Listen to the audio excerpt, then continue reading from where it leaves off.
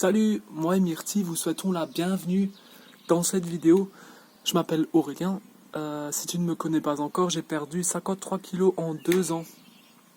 Et je t'explique au quotidien comment je fais, comment j'ai fait pour perdre du poids et comment je fais pour maintenir ce poids. Et définitivement, en fin de compte, la thématique de cette vidéo est la suivante. Tu sais, le samedi, en fin de compte, c'est le premier jour du week-end. Et moi, je sais pas pourquoi, mais ce jour-là, je déprime. Je m'ennuie en fin de compte parce que je me rends compte que j'ai pas de vie sociale à part mon travail. Tu vois ce que je veux dire? Ma compagne me disait que c'est bizarre parce que la semaine, tu me dis que ça te plaît pas et le week-end, ça te plaît pas et t'es encore plus déprimé que la semaine alors que la semaine, ça te plaît pas. En fait, il faut savoir une chose, c'est que c'est par rapport à tes émotions, en fait. Le sujet de la vidéo, c'est comment ne pas manger plus le week-end.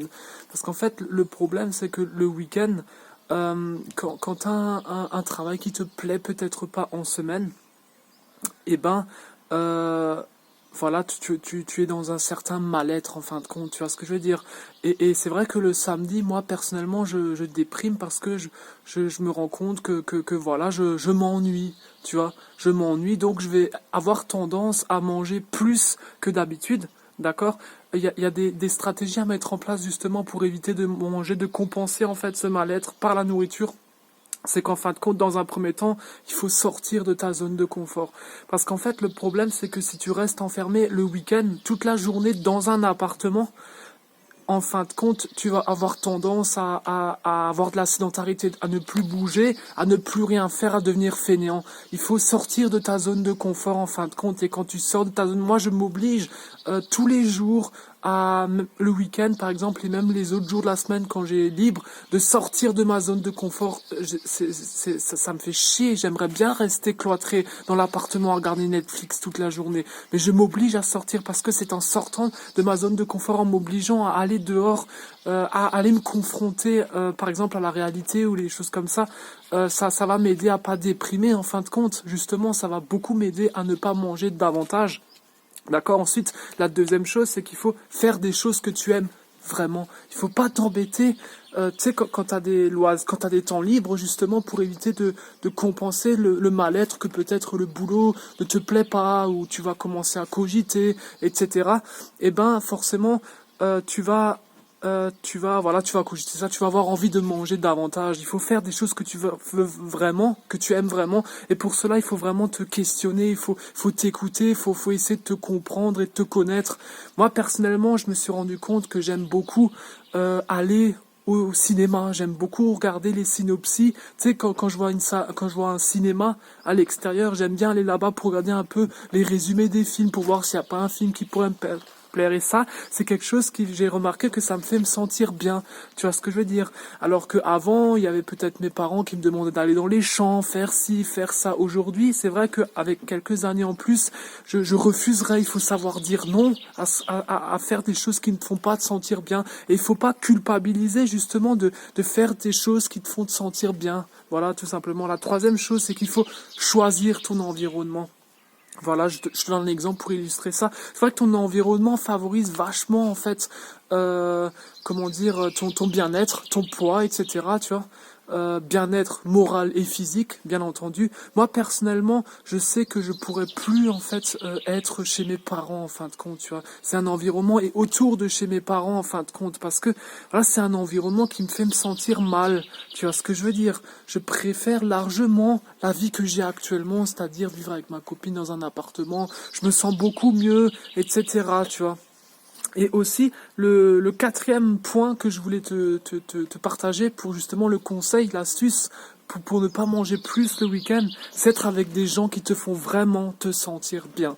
Voilà, tout simplement. C'est extrêmement important, il faut en avoir conscience.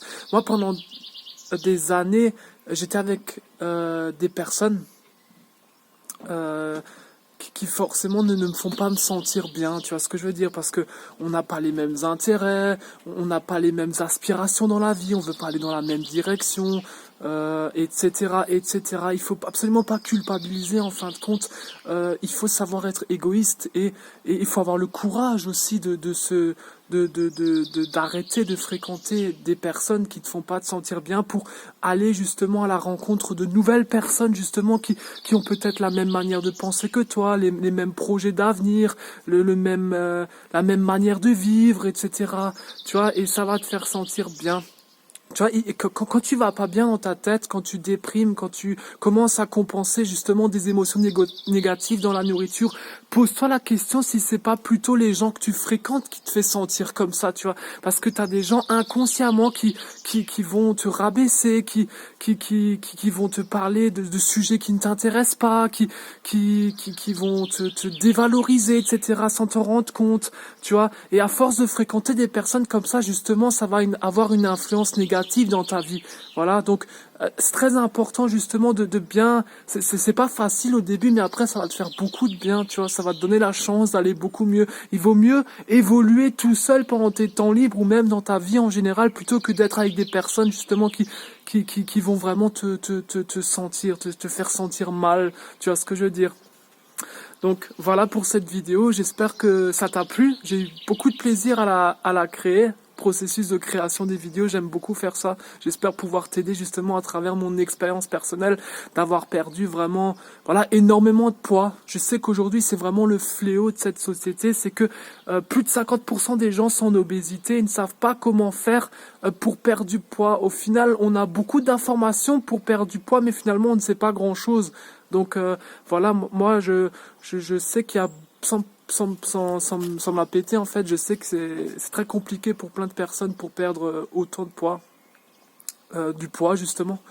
Et voilà, moi je me suis battu justement au quotidien pendant 2 ans pour perdre plus de 50 kilos. Et puis voilà, moi, c'est vraiment très gratifiant pour moi de pouvoir transmettre justement ce que j'ai mis en place, mon expérience face à ça, comment faire pour se libérer justement de son mal-être, de son surpoids, etc.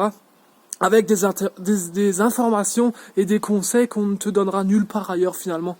Voilà. Je te retrouve dès demain dans une prochaine vidéo. Ciao, ciao!